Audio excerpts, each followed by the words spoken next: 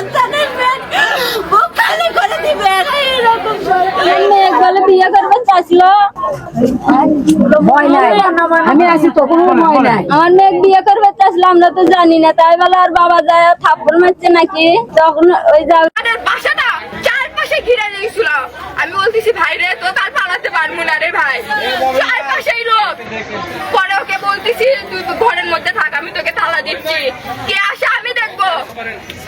আমি ওকে তালা দিয়েছি ঘরের মধ্যে, তালা দিয়ে আসে বাইরে দাঁড়িয়ে আসি, দেখি জিতুর যত চ্যাংলা ব্যাংলা আছে হুন্ডে দিয়ে যাচ্ছে।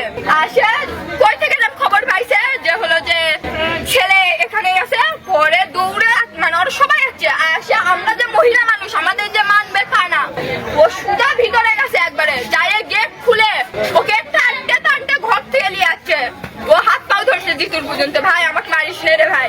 আমি আর এই ভুল জীবনে করবো না, হাত পাও ধরে কান দিছে। জিতু বলতেছে তোর গায়ে কোনো কিছু টাচ থাকবে না।